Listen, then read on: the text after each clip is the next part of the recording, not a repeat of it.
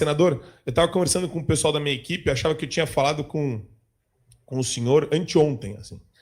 E já passaram 2 semanas, né? Esse final de ano tá uma loucura. Bom dia, Girão, tudo bem? Muito bom dia, é uma honra estar aqui com vocês mais uma vez. Rapaz, as coisas estão acontecendo muito rápidas, né, no Brasil, e isso tem um lado positivo, né? A gente precisa de foco, a gente precisa passar rapidamente por essa provação que a gente está passando, mas precisamos sair dessas o quanto antes e através da união, através dos bons propósitos. Eu estava acompanhando o programa agora e você está coberto de razão. Eu acho que o que nos une, né, que são os princípios, valores, né, pautas em defesa da vida, em defesa da família, da ética, da liberdade. E isso é mais cristão do que isso, não existe, né? Então, uma honra estar aqui com vocês nessa segunda-feira, nesse início de semana. A honra é nossa, professora Paula. Eu vou com aquela minha pergunta, Marco. Senador Girão, muito bem-vindo ao Fio Diário. Fiquei feliz com o anúncio da sua pré-candidatura ao governo do Ceará e triste porque a gente vai perder um excelente senador. Mas, enfim, o que eu preciso saber, que eu quero muito saber, é como tá os bastidores dessa guerra entre o STF e o Senado, com o Alcolumbre desengavetando esse projeto de lei, ou é uma emenda constitucional, sobre o impeachment, né? As novas regras para a escolha de ministros, como é que está esse projeto? A gente já tem um texto que a gente possa consultar, não tem nenhuma pegadinha no meio, será que vai ser votado mesmo? Eu quero esses bastidores, por favor, senadora. Paula, querida, em primeiro lugar, assim, muita generosidade sua, né? Eu tento cumprir o meu dever aqui, enquanto senador, pelo estado do Ceará, pelo Brasil, né? Mas Deus levanta outros. Eu sou contra a reeleição, por princípio, né? E coerência se não é tudo, é uma grande parte da política, né? Coerência, integridade e coragem, é um tripé, né? Então Deus vai levantar outros e eu estou muito empenhado para a gente trazer, quem sabe até 2 senadores de direita conservadores do estado do Ceará. Uma que eu acho das mais viáveis possíveis, né? Hoje é a Priscila Costa, né? Que inclusive a Michele fez um gesto público muito forte durante o lançamento. O Marco Antônio Costa estava lá e viu, né? E ela está encontrando muita dificuldade, né? Por questões partidárias, mas eu acredito que o bom senso vai prevalecer. Sobre Alcolumbre, eu não duvido de nada em termos de jogo combinado que possa ter sido essa decisão esdrúxula, antidemocrática do Gilmar Mendes, anulando o Senado Federal, com medo, advogando em causa própria, porque eles sabem que em 2027 nós temos tudo para fazer um Senado altivo, né, combativo, independente, com a maioria de direita e conservadores, né? Então, eles já estão se blindando, né, para evitar o impeachment deles.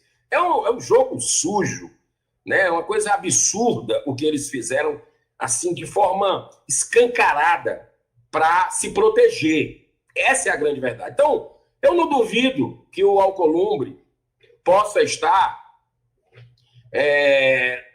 nessa trama, né, do aspecto de porque nunca fez nada com relação ao Supremo. O Supremo dá bufete de um lado, dá bufete no outro, entra Rodrigo Pacheco, passa o bastão pro Alcolumbre. Aliás, quem passou por Rodrigo foi o Alcolumbre, depois o Pacheco passa pro Alcolumbre, e a gente está vendo aí ativismo judicial, rasga a Constituição, preso político em pleno século XXI, e nada do Alcolumbre se mexer. E vem se mexer agora. Vamos dar aí o benefício da dúvida nesse momento, um discurso que ele fez forte, mas uma das articulações dele, uma das reações do Alcolumbre é esse projeto da nova lei do impeachment, né, que é de quem, adivinha?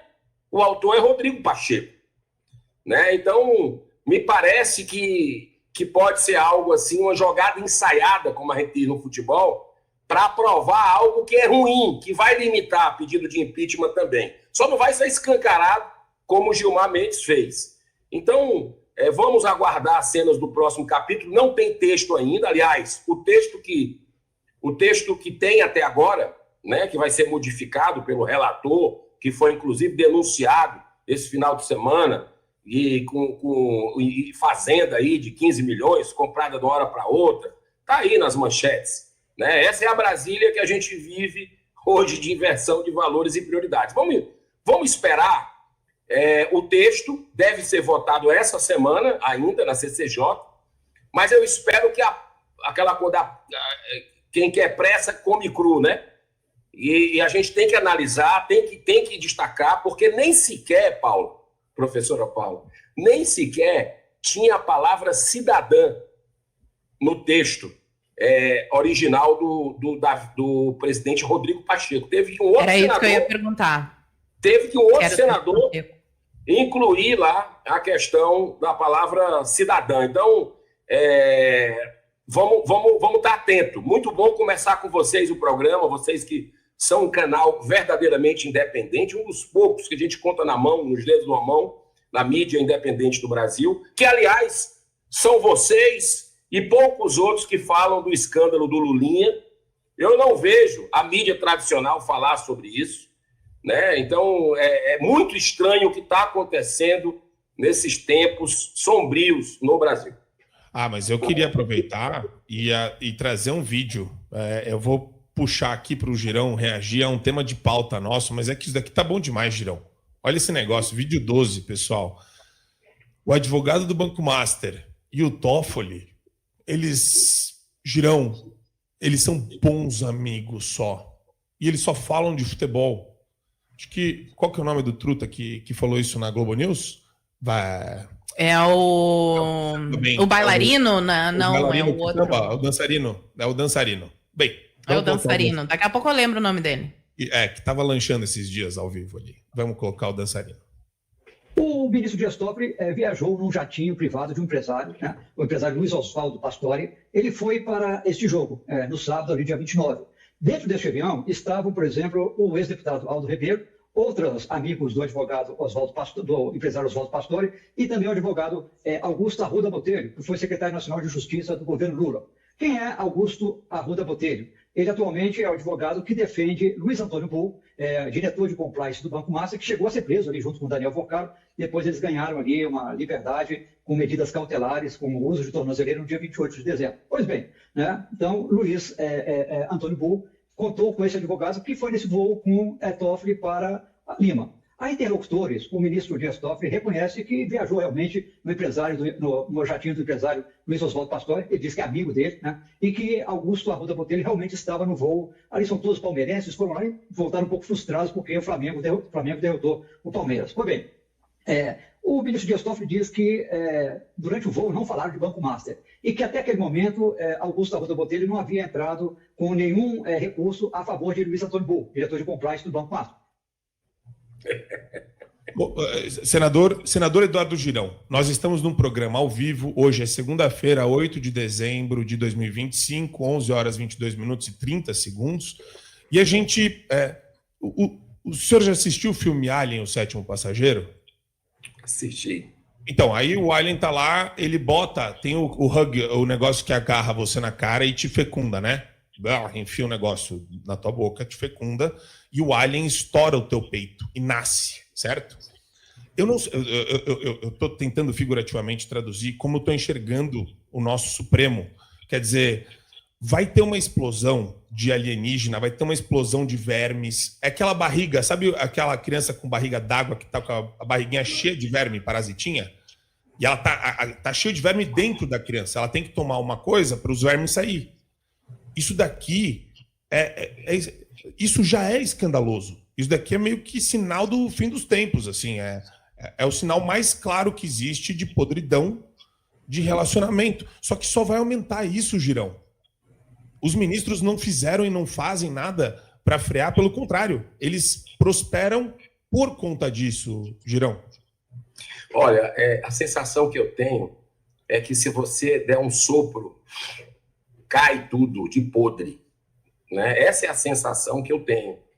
Porque está muito feio, é muita desmoralização, a degradação né, que a gente vê dentro da nossa Suprema Corte, sem credibilidade nenhuma perante o povo brasileiro, né? Eles causaram isso. E o Senado aqui, onde eu estou falando com vocês, ajudou, é corresponsável por isso, tá?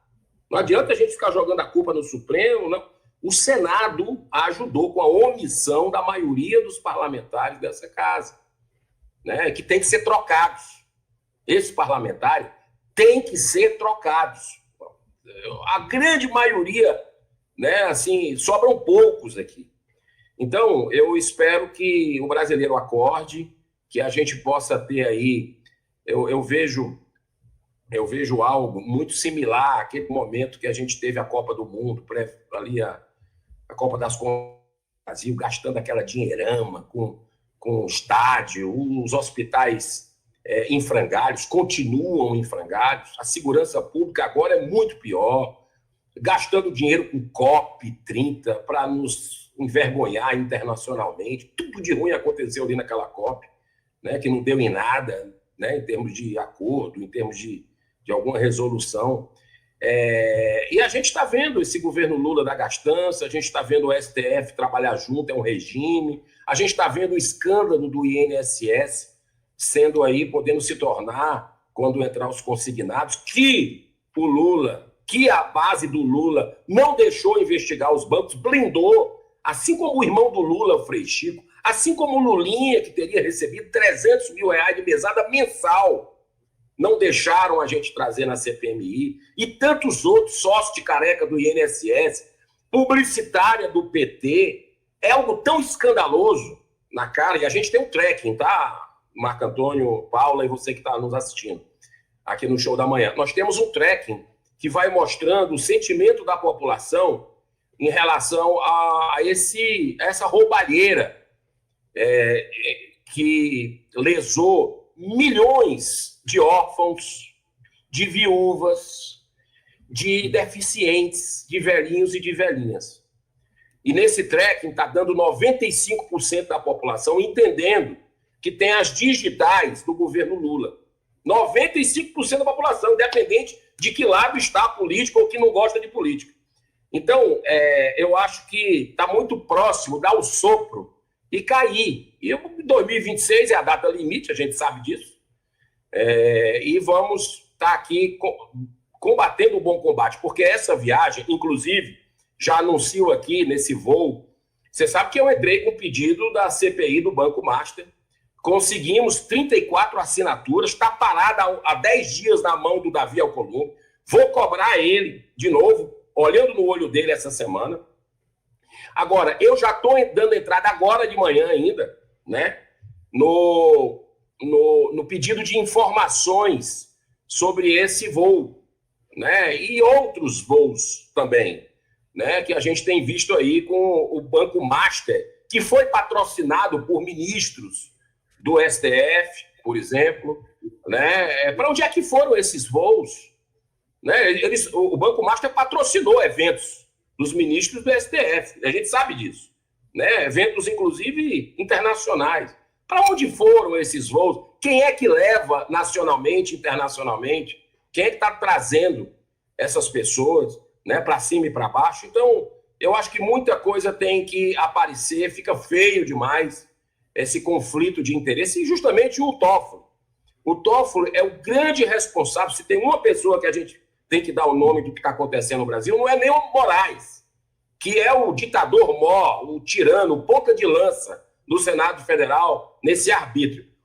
O maior responsável é quem abriu de ofício para se blindar, ou seja, foi uma censura do amigo do meu pai, daquela matéria da revista Cruzoé em 2019, foi o Toffoli, que era presidente do STF, e abriu de ofício esse inquérito que está aberto até hoje, vai completar 7 anos em março, que é o inquérito do fim do mundo, que é uma espada na cabeça de quem critica essa gente, de quem é conservador, de quem é de direita, e que tem direito à opinião nesse país, mas é caçado por isso, né? Então, o inquérito do fim do mundo foi o Toffoli, que abriu e passou de ofício para o Alexandre de Moraes. E a gente está vendo esse caos institucional, essa insegurança jurídica no país, sem precedentes. A gente está vendo o Toffoli, de vez em quando, aparecendo, anulando delações da JBS, acabando com a Lava Jato, né? As pessoas precisam saber exatamente quem é que está por trás disso. Ele não aparece muito, mas toma decisões muito negativas. Não é à toa que é um dos campeões de pedido de impeachment, junto com Gilmar Mendes e junto com o campeoníssimo, que é o Alexandre de Moraes. Olha só, hein? Professora Paula, tem mais uma questão para o nosso senador? Tenho sim. Embora ela não seja a fofoca do momento, o assunto do momento, é algo que me preocupa muito. Porque toda vez que a gente fala em eleição, a gente sabe que o Nordeste tem uma maioria que pende para a esquerda, que tende a votar na esquerda. E esse é um problema que precisa urgentemente ser, eu não digo resolvido, né? Mas a gente precisa começar a virar esse jogo no Nordeste. E eu observo isso à distância, aqui do Sul. Não conheço a região Nordeste do país ainda, infelizmente, mas isso é algo que me preocupa. Então, já que o senhor é daí, eu gostaria que o senhor dissesse para nós como que funciona, se é realmente tudo isso, se existe uma mudança em curso, se já dá para notar algum tipo de mudança, mas principalmente qual é o trabalho que a direita, no geral, aqui eu não estou falando de partidos, eu estou falando inclusive de ações para além de políticas e partidos dentro de uma guerra cultural que estão sendo feitas aí no Nordeste para que a gente consiga finalmente virar esse jogo e livrar essa população que, na minha visão, repito, uma visão de fora aqui do Sul, ela é mantida como uma espécie de refém da esquerda, né? Para libertar essas pessoas desse esquerdismo, senador. Olha, Paula Marisa, você foi no ponto, né? Tem uma expressão que a minha avó dizia, ela já desencarnou, já faleceu há muito tempo, do interior do Ceará, minha avó Edine dizia o seguinte: ou você aprende pelo amor, ou você aprende pela dor. Às vezes a dor é a maior lição que nós temos. E o cearense, o nordestino, está aprendendo pela dor. Essa turma que utiliza o mais pobre, o analfabeto, o ignorante, pela sua miséria, mantém miseráveis, né? A cooptação por programas sociais, para o cara não sair jamais disso. É muito claro quando a gente vê, por exemplo, um programa pé de meia desse, que o nosso governador lá do Ceará, né, de forma irresponsável, implantou no governo Lula, ele como ministro hoje. Se tem uma ditadura no Brasil, e aqui quem está conosco tem plena convicção de que nós temos uma ditadura da toga no Brasil, a principal ditadura que a gente vive no país é lá no Ceará. Porque lá a mídia, quem fala mal, quem se atreve a criticar o governo, publicar o diário oficial da União de compra do governo, é perseguido. É censurado e perseguido. Vai lá, notícia crime. Né? O estado do Ceará, proporcionalmente, é o que mais gasta no Brasil de propaganda e publicidade. O governo Camilo e Elmano, que é o atual, os dois do PT, tem aí 2 bi, P de bola aí de gente, com propaganda e publicidade. Só é algo comparável a São Paulo, que é mais ou menos esse número. Eu perguntei ao governador Romeu Zema, extremamente organizado, austero, foi lá, pegou o notebook dele e disse: não, aqui a gente gasta 4 vezes menos que o Ceará. Olha que loucura! 4 vezes menos o estado de Minas Gerais, que tem 800 e tantos municípios, o estado do Ceará tem 184. Então essa turma não está nem aí para o dinheiro do contribuinte, é por isso que eles vivem aumentando imposto. Né? E isso tá doendo. Tem gente acordando. Marisa, Marco Antônio, você que está nos assistindo no show da manhã, nós temos, olha só o que eu vou dizer aqui, grava e vou falar com a dona Michele, coloca no espelho do banheiro esse dado que eu vou passar para vocês. Dos 12 municípios mais violentos do Brasil, olha, nós temos nós temos 5.800, 5 mil e tantos municípios. Os 12 mais violentos de toda a nação, 10 estão entre o Ceará e a Bahia. 5 em cada um. Isso é coincidência? São estados administrados por quem? Pelo PT. E eu fui fazer essa pergunta há 2 semanas atrás, na CPI do crime organizado, que nós lutamos, suamos para instalar. O PT não assinou, ninguém do PT assinou. E aí, no dia da instalação, o PT usa a força bruta do governo e emplaca o presidente, que é o senador Fabiano Contarato, lá do Espírito Santo. Sabe o que é que esse cidadão fez? Quando eu fui fazer essa pergunta para o diretor do Fórum Brasileiro de Segurança Pública, falei que a cada 3 dias famílias são expulsas de suas casas no Ceará, o poder do Estado paralelo, que expulsa, inclusive, empresas que não pagam pedágio. Tem empresas grandes, geradoras de emprego, que têm seus carros incendiados, ataques terroristas, porque isso não tem outra palavra. E eu fui perguntar isso lá, o que está acontecendo no Ceará, na Bahia. Aí dei o dado do próprio Fórum de Segurança Pública. Eu fui censurado pelo presidente. Você não pode perguntar isso porque você está politizando. Isso é o quê, cara pálida? Isso é o quê? O Senado Federal, a Câmara de Deputados é uma casa de quem? De político. E essa pergunta é lógica. Qual é a leniência que se tem? Por que existe essa coincidência? Em estados administrados por PT, a violência é maior. E eu fui censurado. E quando eu fui questionar, dizer, mas peraí, o senhor está me censurando, me dê a palavra para eu argumentar. Ele encerra a sessão. Ele encerrou, Marcos, esse vídeo está aí. Ele encerra a sessão. Eu dizendo, me dê a palavra, você é um ditador, você está me censurando. Ele encerra. Essa turma que se diz do amor, essa turma que se diz democrática, eles é que dão golpe. Sim. É o que a gente viu, né? Sim. É o que a gente está vendo aqui no Brasil.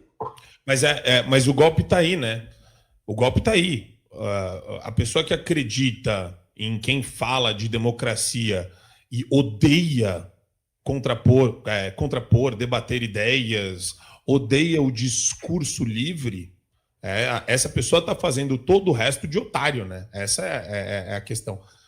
Tem um superchat do nosso querido Marcelo Franco também, senador. Aqui, ó. Senador, ele gosta de mandar as sugestões, as minutas, os textos, ele é muito querido. Obrigado, Marcelo, pelo superchat. Senador Eduardo Girão poderia verificar por que a mesa do Senado está escondendo o pedido de impeachment do Moraes apresentado pelo processo 00100123676 de 2025, desde 7 de julho, e ainda não divulgou no site do Senado como petição de 2025, tal, de maneira formal? Porque o Senado, o presidente da casa, eleito pela maioria da casa, ficou só eu, com 4 votos, e o Marcos Pontes com 4 votos. Tá? É bom que se deixe claro isso. A maioria da casa, que já conhecia o Davi Alcolumbre, deixou um presidente que não tem coragem de fazer isso. Aí seria o quê? Rabo preso? O que é? Você tira suas próprias conclusões. Não tem coragem. Não é só esse pedido de impeachment, não. Tem dezenas de outros pedidos de impeachment. Mas, Girão, isso daí é crime. É crime de prevaricação. É crime. Já estou tomando nota aqui para a gente saber exatamente o porquê e depois devolver. Eu passo para você já colocar hoje ou amanhã no programa. Agora, você quer um exemplo pior do que esse, além desses pedidos de impeachment que se acumulam? Eu tenho 8, só eu tenho 8 pedidos de impeachment, que não andam, né, que estão engavetados. Mas você quer outro terrível, né? Tem o senador Espiridião Amin, entrou com a CPI da Vaza Toga. Aquele caso escabroso, né, do Eduardo Tagliaferro, o Tribunal Secreto, perseguindo o brasileiro por suas opiniões. Ele que trabalhou diretamente com Alexandre de Moraes, recebendo ordem nesse sentido, e que teve a coragem de revelar, e está sendo perseguido, inclusive, no exterior por isso. Até hoje, pelo menos até a semana passada, o Davi Alcolumbre sequer deu número. Já tem 2 meses que o senador Espiridião Amin conseguiu mais do que o número necessário para abrir a CPI, né? E então é uma casa que está de cócoras, é uma casa que está, aliás, prostrada completa, é o Senado Federal, né? Essa é a realidade do Brasil. É por isso que nós não temos democracia. Porque se o Senado tirasse um dos 81, é um para cada senador, tá? São 81 pedidos de impeachment, um para cada senador. Só que a maioria nunca entrou, né? São poucos aqui que se revezam dando entrada com a população e querem tirar esse direito da gente. Então, ele nunca tirou. Tem um pedido de impeachment do Alexandre de Moraes, não sei se é esse que o Marcelo está se referindo, acho que não, porque tem um que fez 1 ano agora em setembro, que é aquele super pedido de impeachment, Marco Antônio, Paula Marisa, e você que está nos assistindo. É um super pedido que tem mais de 2 milhões de assinaturas de brasileiros, tem 137 deputados federais que assinaram, 41 senadores, a maioria que assinou, que deu apoio público, né? E você tem aí 2 grandes juristas, desembargador Sebastião Coelho e Rodrigo Saraiva Marinho, que assinaram um documento robusto do pedido de impeachment. Está parado com o Davi. Há 1 ano na mesa. Agora, para dar sigilo para o careca do INSS, é rápido que o Senado vai lá e dá sigilo para não saber onde é que ele entrou aqui dentro, em que gabinetes ele visitou dentro do Senado Federal. Agora, a Advocacia Geral do Senado, para dar um parecer sobre um pedido de impeachment desse, é uma encarnação inteira. É uma encarnação inteira. E, Girão, eu vou até pedir aqui, o Marcelo Franco, ele vai conversando com a gente pelo Superchat. Ele mandou uma outra mensagem aqui para o senador Eduardo Girão. Vamos lá. Lembro da sua fala aqui em 25 de novembro de que iria ler a mensagem que enviou seu e-mail. Agora, diante da decisão do Gilmar, há até uma outra saída fácil de implementar e ele pede para ligar no celular, conforme já falou no gabinete, que ele vai explicar como fazer. E eu acho muito legal essa proatividade de alguém que... você vê, né, Girão? A gente convoca que os brasileiros tenham esse apreço, essa participação, esse envolvimento, porque boas iniciativas surgem disso. E também boas conexões vêm, né? As pessoas gravitam em prol dos mesmos valores, eu acho, né? E ao longo da vida a gente passa a fazer parte desse movimento gravitacional.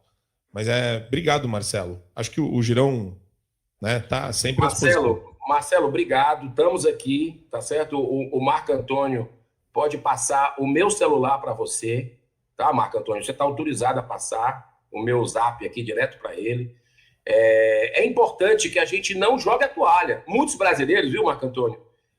Chegam para mim, encontram, não desista, por favor, continue e tal, mas a gente nota no olhar que esses brasileiros já jogaram a toalha. E não pode, é isso que o sistema quer. É isso aí. E olha, pode ter certeza que água mole em pedra dura, tanto bate até que fura. O mal não se sustenta eternamente. Aquela velha história. O mal, né, aquela que diz, não há mal que perdure para sempre. E não há mal que não venha para um bem maior. Tudo que está acontecendo, essa maldade, essa crueldade, né, que está acontecendo com o Brasil, com a democracia do Brasil, né, perseguindo gente de bem. Você tem mais de 2.000 presos políticos em pleno século XXI. Acabaram com a vida de brasileiros que nunca tiveram passagem na polícia, na justiça, não deram direito à defesa para essa turma. É isso aí, então, são 2.000 para silenciar, são 2.000 para silenciar 60, 100 milhões, 200 milhões. Esse é o ponto. Essa é a regra de 3. Essa é a regra de 3, né? Então, Marco Antônio, eu digo assim, não desista, porque é isso que esse regime quer. Não vamos desistir. E vai ter a hora da virada. Sabe aquela gotinha? Você está com um copo cheio, aí tem uma gota que vem e transborda. É aquilo ali que está bem perto de acontecer. Não vamos desistir, não. Vai dar certo. Vai dar certo. É isso aí. Deixa eu agradecer o senador Eduardo Girão. Obrigado pelo carinho. Sempre um prazer imenso tê-lo aqui no Show da Manhã. Qualquer novidade, Girão, pré-candidatura, governo do Ceará, novidades no caminho, na caminhada, algo que seja legal para a gente compartilhar com a nossa audiência, também dentro do Senado, porque a gente está olhando aí para meses turbulentos, Girão, meses turbulentos adiante, mas pode contar conosco nessa jornada. Andamos juntos, meu amigo. Marco Antônio, muito obrigado. Marisa, muito obrigado. Você que está nos ouvindo, especialmente, Marco Antônio, obrigado por você ter ido ao Ceará, né? Cruzou aí o país para estar conosco.